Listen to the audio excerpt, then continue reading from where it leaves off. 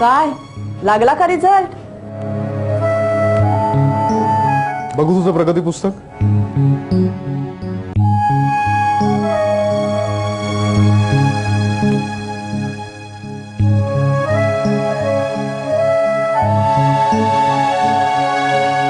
हे काय, हे किती लाल रेखा? हा? इंग्रजी, गणित, इतिहासात सुद्धा नापास झालेत हे महाराज. हे सगळं तुमच्या लाडाचे परिणाम. मी याला किती वेळा सांगायची अभ्यास कर म्हणून, पण ऐकेल तर शपथ. पण मी अभ्यास करत होतो. ते दिसत नाही इथे काय अभ्यास करत होतात ते. थांब हो, चालेल, शिक्षा करी पाहिजे तुला. थांबा. अहो त्याच्यावर असं रागवून चिडून तो काय परीक्षेत पास होणार आहे का? हा, उलट तो तुमच्यापासून दूर जाईल. त्याला तुमच्या मदतीची गरज आहे. हा, आणखीन किती मदत करणार? चांगल्या शाळेत घातलंय, 2-2 ट्युशन्स लावल्यात, पण त्याचा ह्यानं काही उपयोग करून घ्यायला नको का?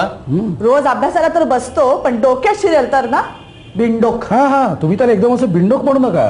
तो हुशार आहे, फक्त अभ्यास कसा करायचा हे त्याला कळत नाहीये.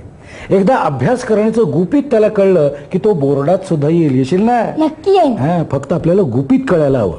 आता हा किंवा इतर विद्यार्थी अभ्यास कसा करतात ते आपण बघूया.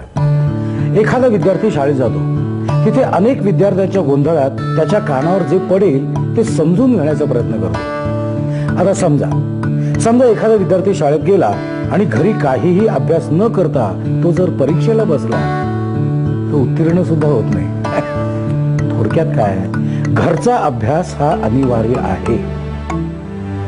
आणि घरी आई वडील मुलांना सारखा अभ्यासाला बस असा आदेश देत असतात, पण शास्त्रशुद्ध अभ्यास कसा करायचा हे दोघांनाही माहिती नसतं. त्यामुळे मुलं काय करतात? पाठ्यपुस्तकं वाचतात, गाईड्स वाचतात, पाठांतर करतात. अहो काही मुलं गणित सुद्धा पाठ करतात. की नाही? तुझं नाही, मी एक जनरल सांगतोय. आता काही पालक काय करतात, काही पालक मुलांना क्लास लावतात, हो की नाही? पण क्लासमध्ये शाळेसारखंच वातावरण असतं, कारण क्लास शाळेला पर्याय म्हणून काम करत असतात. त्यामुळे तिथे खडू फळा आणि शिक्षकाची शिकवण्याची पद्धत ही सारखीच असते. त्यामुळे थोडक्यात काय की घरच्या अभ्यासाला पर्याय म्हणून क्लास हे योग्य नाही. आणि म्हणूनच शाळेतला अभ्यास आणि अंतिम परीक्षा याच्यामध्ये घरचा अभ्यास अतिशय महत्त्वाचा आहे. म्हणजे शाळा आणि क्लासमध्ये काहीच होत नाही असं म्हणायचंय का तुम्हाला? नाही, असं कसं? सगळीकडे सगळं होतं. म्हणजे असं बघा, शाळा किंवा क्लासमध्ये मुलं ऐकतात, घरी वाचतात आणि परीक्षेमध्ये लिहितात. खरा गोंधळ इथं आहे. काय, लिखाणाची सवय नसल्यामुळे त्यांच्या डोक्यात विषय कितीही पक्का बसला असला तरी त्यांना नीट शब्दात उतरवताच येत नाही. किती अभ्यास घेते मी त्याचा, घरी येऊन नीट उत्तर देतो, पण परीक्षेत काय होतं हेच मला कळत नाही. इथेच गोंधळ आहे. आपल्या शिक्षण पद्धतीत हाच गोंधळ आहे. म्हणजे आता बघा, ही मुलं पेपर लिहितात, पेपर तपासलेही जातात, पण ह्या मुलांचे मार्क नक्की कुठे कापले जातात हे त्यांना शेवटपर्यंत कळत नाही. आता उदाहरण निबंधाचं घ्या ना. निबंध बघा, निबंध जर आकर्षकपणे सुरुवात केली, ह्या मुलांना त्यासाठी 2 गुण आहेत हे तुला माहिती आहे का? त्यांनाही माहिती नाही. तर ह्या सगळ्या शिक्षण पद्धतीचा त्रुटीचा अंदाज घेऊन त्याचा अभ्यास करून पुण्यातले नामवंत शिक्षण तज्ज्ञ श्री दहाड सर यांनी इतर शिक्षण तज्ज्ञांच्या मदतीने दहाड पॅटर्न हा स्वयं अध्ययनाचा एक शास्त्रशुद्ध मार्ग शोधून काढलेला आहे. ह्या मार्गावरून ही जर मुलं गेली तर त्यांच्या अभ्यासाच्या वेळेत 30% बचत होईल. नुसती बचत नाही, तर गुणांमध्ये 15% वाढ होईल किंवा वाढ होईल. अच्छा, काय आहे हा दहाड पॅटर्न? हा, आता दहाड पॅटर्न म्हणजे नक्की काय हे तुम्हाला मी समजावून सांगतो. ह्या पॅटर्नमध्ये स्वयं अध्ययनाला सगळ्यात जास्त महत्व आहे. शाळेत एखादा आपल्याला विषय शिकवला की घरी येऊन तो पाठ्यपुस्तकाच्या मदतीने समजावून घ्यायचा असतो. तिथे आपली गाईड्स उपयोगी पडत नाही. शाळेत एखादा विषय शिकवतात, पण म्हणून घरच्या अभ्यासाला पर्याय नाहीये बरं का.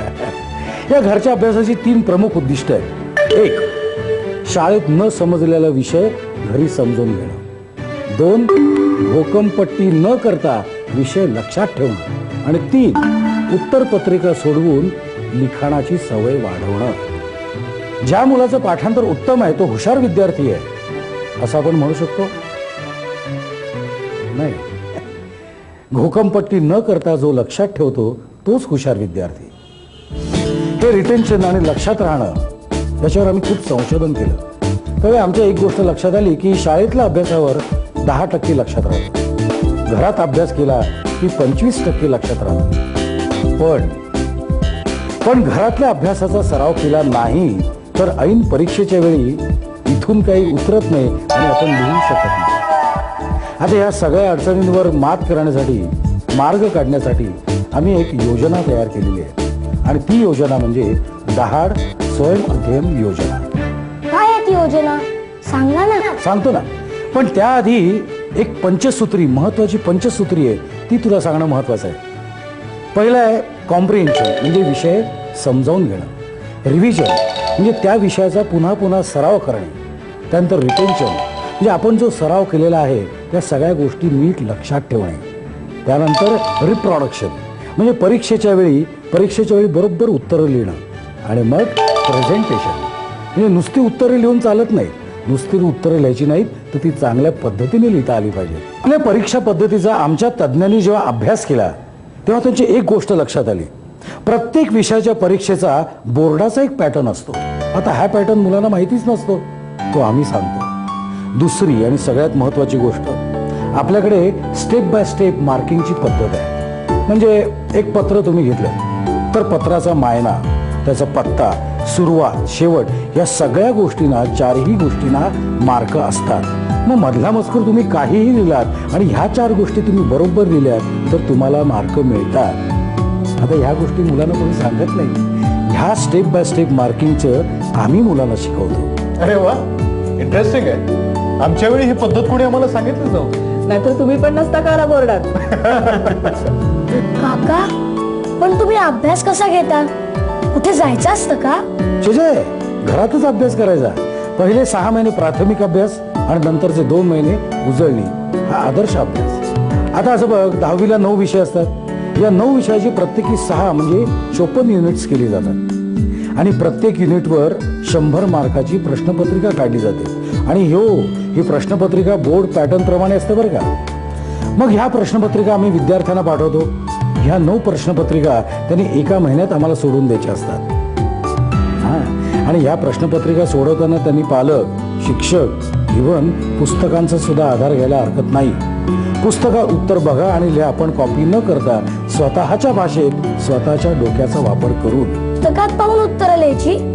वा, सोपं आहे. पण पुस्तकात बघून त्याचा अभ्यास कसा होणार? उत्तर पुस्तकात बघून लिहायचं असल्यामुळे आत्मविश्वास वाढतो, लिखाणाचा सराव होतो आणि स्वतःच्या भाषेत उत्तर लिहायचं असल्यामुळे विषय कळतो आणि तो लक्षातही राहतो. ह्या पॅटर्नमध्ये दरमहा अभ्यास केला पाहिजे ही अंतर्भूत सक्ती आहे. दर महिन्याला पेपर सोडवले की लिहिणं आणि वाचणं या दोन्ही क्रिया होतात आणि विषय लक्षात राहतो. दहाड पॅटर्न प्रमाणे जर पेपर सोडवले तर विद्यार्थ्याची स्मरणशक्ती वाढते. 4 वर्षांनी तुला मी प्रश्न विचारला ना तरी फाड करून उत्तर देशील, कारण उत्तर हाताखालून गेलेलं आहे. नाही, अभ्यासाची ही सगळ्यात बेस्ट मेथड आहे. आता आपण प्रश्नपत्रिका कशी सोडवायची हे बघूया. प्रश्नपत्रिका सोडवताना घरी बसूनच सोडवायची. ही प्रश्नपत्रिका सोडवताना वेळेचे बंधन नाही, एकाच बैठकीत सोडवण्याचा आग्रहही नाही आणि सगळ्यात महत्त्वाचं म्हणजे पाठ्यपुस्तकं उघडी ठेवायची आणि त्यातून पाहून उत्तर लिहायचं आणि गरज पडल्यास शिक्षक, मित्र किंवा पालकांची मदत घ्यायची. ही अभ्यासाची सगळ्यात उत्तम पद्धत आहे. पण पुस्तकात बघून लिहायचं तर त्याला समजणार कसं त्याचा अभ्यास झालाय ते? अहो सांगतो ना, ही प्रश्नपत्रिका सोडवता सोडवता त्याचा अभ्यासक्रम पूर्ण होतो. मग गंमत दाखवतो. उदाहरण म्हणून बघा, हे बघ, हा भूगोलाचा प्रश्न आहे, भूगोलाची प्रश्नपत्रिका आहे. हा प्रश्न जरा वाच बघू. काय आहे? आसाममध्ये पाऊस भरपूर का पडतो? त्याचं उत्तर शोधून काढा. पुस्तकात शोधून काढायचं.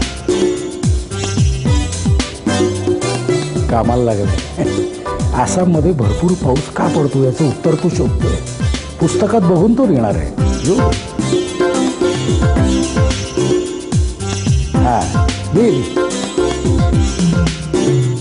लिहितोय पण त्यासाठी त्याला पुस्तक वाचायला लागलंय पाऊस का पडतोय हे शोधण्यासाठी. अरे व्हेरी गुड, व्हेरी गुड. आता आपण दुसऱ्या प्रश्नाकडे जाऊया. दुसरा प्रश्न काय? टिपा लिहा. आसाममध्ये चहाचे मळे आहेत. आणि बापरे 8-10 वाक्यात लिहायचंय, पण बेस्ट असेल पुस्तकात असेल बघ.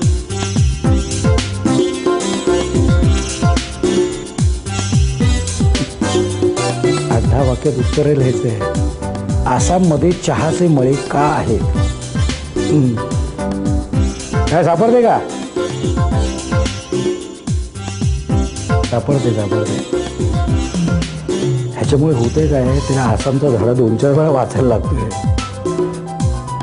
घेतलं लिहायला घेतलं. 8 वाक्यात लिहायचंय बरं का रे. आणि स्वतःच्या मनाने लिहायचंय. हा जास्त महत्वाचा मुद्दा आहे. कॉपी करायचे नाहीये, ते वाचायचंय, मनन करायचंय आणि स्वतःच्या डोक्याने लिहायचंय उत्तर. झालं बघू. Very good. बघितलं, आसामचा धडा झाला त्याचा. किती वेळ लागला आहे की नाही? गंमत. वा, सोपं आहे. आधी त्यांनी प्रश्न मनात घेतला आणि मग त्याप्रमाणे वाचन केलं. So it is called object oriented reading. मग तो प्रश्नाचं उत्तर सोडवण्यासाठी त्याने बऱ्याच वेळा पुस्तक वाचलं, पुन्हा पुस्तक वाचलं आणि बेस्ट पॉसिबल आन्सर तयार केलं. So it is called preparing best possible answer. ह्या पद्धतीने प्रश्नपत्रिका सोडवल्यामुळे अगदी बारीक सारीक प्रश्नांची उत्तरं त्यांना मिळतात आणि त्यामुळे त्यांचा आत्मविश्वास वाढतो. इतरांच्या मदतीने न समजलेले समजून घेण्याची क्षमता वाढते. वेळेचे बंधन नसल्याने उत्तर चुकलं तरी तो बदलू शकतो. उत्तर येत आहे याचा आत्मविश्वास वाढतो. हळूहळू लेखन सरावातून वेगही वाढतो. एकाच बैठकीत सोडवण्याची सक्ती नसल्याने तणाव येत नाही, पण घरीच सोडवायचे असल्याने वेळ वाचतो. अशा प्रकारे प्रश्नपत्रिका सोडवल्या की त्या तपासण्यासाठी पाठवल्या जातात. त्या तपासताना विद्यार्थ्यांचे काय चुकले याचे रिमार्क्स दिले जातात. गुण का कापले आहे हे सांगितले जाते आणि त्या उत्तरपत्रिका पुन्हा त्या विद्यार्थ्यांकडे पाठवल्या जातात. पण मला एक शंका आहे. काय? जर तो पुस्तकात बघून नीट प्रश्न सोडवणार असेल तर तो चुकणारच कसा? म्हणजे तुम्ही नक्की काय रिमार्क्स देता? अगदीच तर गंमत आहे. अहो, पाठ्यपुस्तकात बघून जरी उत्तर लिहिली ना तरी असंख्य चुका करत असतात मुलं. त्यांच्या उत्तरपत्रिका लाल झालेले असतात. अच्छा, जाऊ दे, आता तुम्हाला एक उदाहरणच देतो. हे गणिताचं उदाहरण घ्या.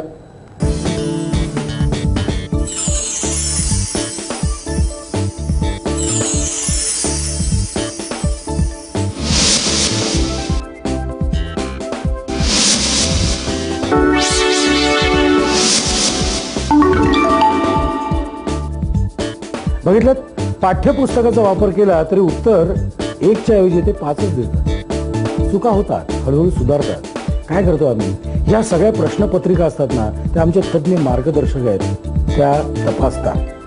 त्याला फक्त गुण देत नाहीत, तर त्यांच्या काय चुका होतात हे त्याचे रिमार्क्स ठेवतात. त्यामुळे होतं काय, हळूहळू मुलं आपल्या अभ्यासाची पद्धत बदलायला लागतात. त्यांचा अप्रोच बदलतो, त्यांचं प्रेझेंटेशन बदलतं आणि हळूहळू ते 100% परफेक्शनच्या दिशेने जायला लागतात. याला आम्ही WWW अशी पद्धत म्हणतो. म्हणजे व्हॉट वेंट रॉंग वेअर, कुठं काय चुकलं ते आम्ही तुम्हाला सांगतो. अरे वा, फारच छान आहे तुमची ही पद्धत. त्यामुळे मुलांना पेपरमध्ये आपलं काय चुकतं हे तर कळतंच, पण आम्हालाही त्यांचं काय चुकतं हे कळतं. नाहीतर आम्ही आपले नुसतेच रागवत असतो मुलांना कमी मार्क मिळाले म्हणून. अहो, या केवळ अज्ञानामुळे मुलांच्या अनेक चुका होत असतात. आता उदाहरण म्हणून सांगतो. भाषेचा पेपर घ्या. या भाषेच्या पेपरमध्ये पहिला प्रश्न असतो तो दीर्घोत्तरी असतो. आता बोर्डाच्या पॅटर्न प्रमाणे उत्तर देताना हा प्रश्न कुठल्या लेखकाच्या कुठल्या पाठामध्ये आहे याचा उल्लेख असणं आवश्यक आहे. मुले हा उल्लेख करत नाहीत, त्यामुळे त्यांचा 1 मार्क जातो. असे 4 प्रश्न असतात, म्हणजे 4 मार्क विनाकारण जातात की हो. आता सायन्सचा पेपर घ्या. या सायन्सच्या पेपरमध्ये आकृत्या ज्या असतात, या आकृत्याच्या वस्तूंची जी नावं दर्शवणारे बाण असतात, त्या बाणांची टोकं एकाच दिशेने असणं आवश्यक आहे. म्हणजे असा नियम आहे. किंवा भूगोल घ्या. भूगोलाचे नकाशे काढताना स्टेन्सिल्सचा वापर करावा असा सुद्धा नियम आहे. आता हे नियम मुलांना माहिती नसतात, ते आम्ही त्यांना सांगतो.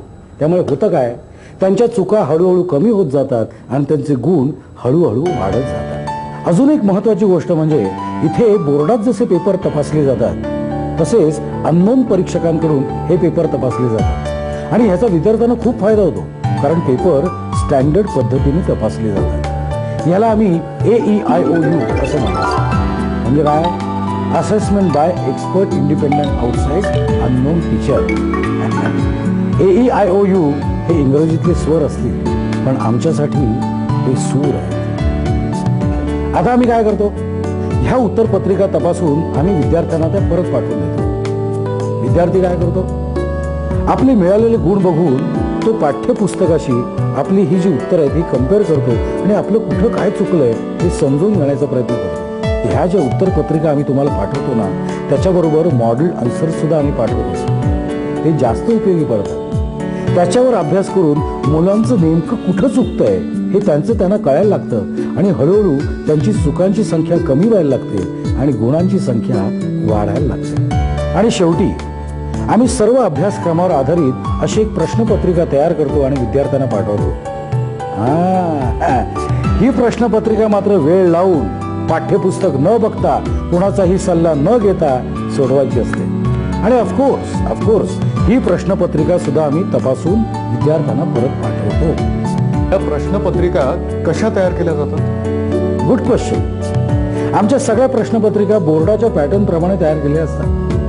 बोर्डात कसं असतं, प्रत्येक धड्याला प्रत्येक प्रश्नावर किती गुण द्यायचे हे ठरलेलं असतं. म्हणजे उदाहरणार्थ वर्तुळ या धड्यावर 22 गुण असतात. काका, माझा आसामचा धडा झाला सुद्धा. अरे व्हेरी गुड. यातील कितीतरी गोष्टी आम्हाला माहितीच नव्हत्या. कशी काय सुचली असेल ही कल्पना दहाड सरांना? ही योजना बनवणारे दहाड सर आहेत तरी कोण? अभ्यासाची एवढी परिपूर्ण योजना बनवणाऱ्या दहाड पॅटर्नचे श्री रवींद्र दहाड हे व्यवसायाने चार्टर्ड अकाउंटंट असून त्यांच्या मागे 7 पदव्यांची मालिकाच आहे. कॉमर्स फील्डमधील हायएस्ट क्वालिफाईड व्यक्तिमत्व म्हणून त्यांना अख्ख्या भारतात ओळखतात. 10वीच्या परीक्षेत यश मिळवायचं म्हणजे सर्व विषयांना सारखं महत्त्व दिलं पाहिजे. इंग्रजीमध्ये साध्या स्पेलिंगमुळे मुलांचे मार्क्स कापले जातात. ग्रामरच नव्हे तर ग्रामर शब्दाचं स्पेलिंग सुद्धा चुकणारे विद्यार्थी आहेत. व्हॅक्यूम शब्दाचं स्पेलिंग तर चांगले शिक्षक सुद्धा चुकतात. हिंदीमध्ये हैवर अनुस्वार पाहिजे, कधी नको. मेवर पाहिजे, मैवर पाहिजे, नहीवर पाहिजे. अनेक शिक्षकांना मुलांना हे माहीत नसतं आणि नाहक त्यांचे गुण कापले जातात. छोट्या चुका होणारी सर्व कारणं आपण शोधून काढलीत आणि ह्या कारणांवरची उपाययोजना या सगळ्या मटेरियलमध्ये आपल्याला सापडेल आणि त्यामुळे मुलांचे निश्चितपणे 15% गुण वाढतात. महाराष्ट्रातील शालेय विद्यार्थ्यांची गुणवत्ता वाढवण्यासाठी प्रयत्न करणं हे या संस्थेचं प्रमुख उद्दिष्ट आहे. ही योजना बनवताना नामवंत शिक्षण तज्ज्ञांचं मार्गदर्शन सुद्धा घेतलेलं आहे. आमच्या या दहाड पॅटर्नचं एक वैशिष्ट्य आहे, विद्यार्थ्यांचे जे पेपर्स आम्ही चेक करतो त्यांना केवळ आम्ही मार्क्सच देत नाही तर मार्क्सांबरोबर रिमार्क्ससुद्धा दिलेले असतात. आणि त्यामुळे रिमार्क्स ह्या पेपर चेकिंगच्या अनोख्या पद्धतीमुळे विद्यार्थ्यांना आपल्या नेमक्या चुकांची जाणीव होते. आपण कुठं चुकलो आहोत आणि आपल्या सुधारणा कशा प्रकारे करायच्या आहेत याचं भान त्यांच्यामध्ये आम्ही निर्माण करतो आणि त्यामुळे त्याचा परिणाम साहजिकच विद्यार्थ्यांचे मार्क्स पुढे वाढण्यामध्ये होतो. दहाड पॅटर्नच्या स्वाध्याय माला याचा जर विद्यार्थ्यांनी नियमितपणे सराव केला तर त्यांना सर्व विषयामध्ये चांगले गुण पडायला कोणतीच हरकत नाही आहे. अगदी गणितासारख्या विषयात सुद्धा त्यांना चांगल्यापैकी गुण मिळू शकतात, हे त्याचं वैशिष्ट्य आहे. आणि ही योजना पालकांसाठी सुद्धा चांगली आहे. सारखं आपल्या याला अभ्यासाला बस रे असं म्हणण्यापेक्षा जा रे पेपर सोडव असं म्हणणं सोपं आहे. आणि त्यामुळे होतं काय, त्याचा अभ्यास होतोय की नाही, त्याला काय येते काय नाही येते हेही आपल्याला कळतं ना. मला वाटतं व्हावा पण या योजनेत सहभागी. काय रे, सोडवशील ना प्रश्नपत्रिका? हो, शाबास. बरं, ही योजना जर सुरू करायची असेल तर काय पद्धत आहे? एकदम सोपं आहे. नुसता फॉर्म भरायचा आणि फी भरायची. यू आर मेंबर, सदस्य झालात तुम्ही. यात 9 विषयांच्या 54 युनिट्सवरील 100 मार्कांच्या 54 प्रश्नपत्रिकांचा समावेश आहे. याशिवाय फायनल प्रश्नपत्रिका, सेमी फायनल प्रश्नपत्रिका, आदर्श उत्तरे ज्यात बोर्डाला अपेक्षित असलेल्या उत्तरांचा समावेश आहे. या साहित्या व्यतिरिक्त प्रतिष्ठानच्या कार्यालयात विद्यार्थ्यांना व्यक्तिगत मार्गदर्शन केले जाते. या योजनेचा विद्यार्थ्यांना खूपच चांगला फायदा झाला असेल ना? ऑफकोर्स, झालेलाच आहे. या योजनेच्या यशाचं आम्ही संशोधन सुद्धा केलेलं आहे. ही योजना अतिशय यशस्वी आहे. हे इफेक्टिव्ह पॅटर्न आहे. याबद्दल मी एवढंच सांगू इच्छिते की कुठलेही यश संपादन करायला कष्ट हे तर लागतातच, मात्र त्या कष्टांना योग्य दिशा असणं हेही तितकंच महत्त्वाचं. मी केलेल्या कष्टांना योग्य दिशा मिळाली ती केवळ दहाड पॅटर्नमुळे, आणि म्हणूनच मी 10वीत बोर्डात 18वी येऊ शकले.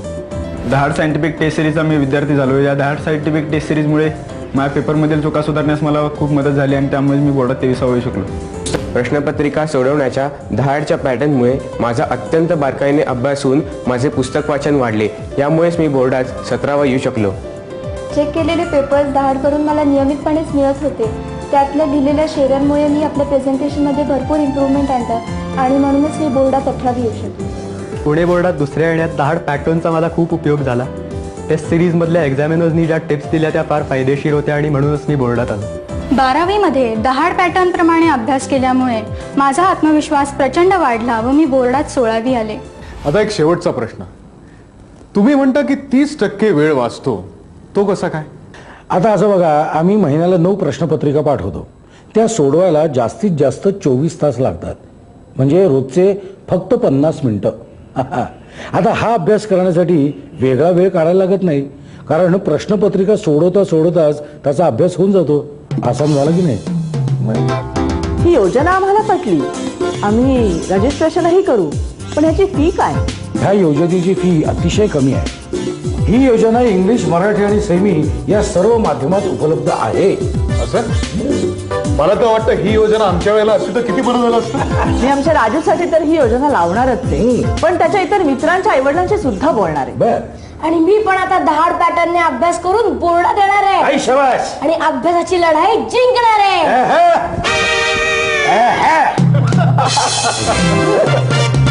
दहाड पॅटर्नच्या साथीने जिंकू लढाई अभ्यासाची. महाराष्ट्रातील 15,000 विद्यालयातील 1.5 कोटी विद्यार्थ्यांच्या गुणवत्ता वाढीचं व्रत आम्ही स्वीकारलेलं आहे. दहाड पॅटर्नच्या माध्यमातून त्या सर्वांची गुणवत्ता वाढावी असा आमचा प्रयत्न आहे. या प्रयत्नांना भरघोस यश सुद्धा मिळत आहे. आपणही या गुणवत्ता वाढीच्या प्रयत्नात सहभागी व्हा आणि यशस्वी व्हा.